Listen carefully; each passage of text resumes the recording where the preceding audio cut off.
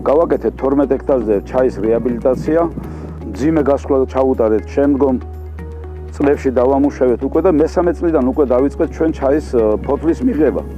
პირველი კრეფა უკვე ჩატარებული არის, მიღებული გვაქვს დაახლოებით 400 კილოგრამი მზა პროდუქცია.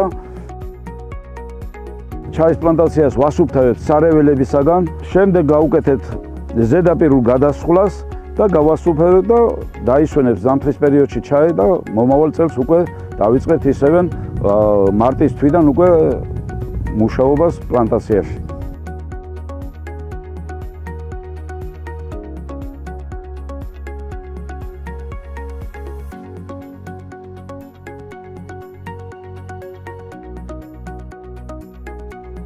ჩვენ ძირითადად ვამზადებთ ბიოჩაის ვამზადებთ, არავით არის შხამქიმიკატები და სასუქები აქ არ არის, მხოლოდ და მხოლოდ ბიოსასუქებს ხმარობთ.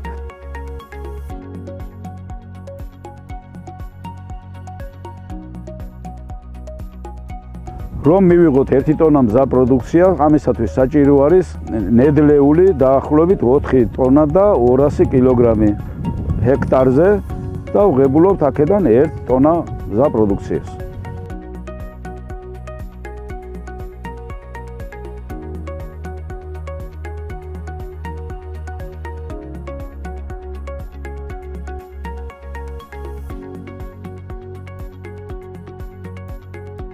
მინდა აღვნიშნო, რომ დახმარებას გვიწევს საკონსულტაციო საინფორმაციო ცენტრი.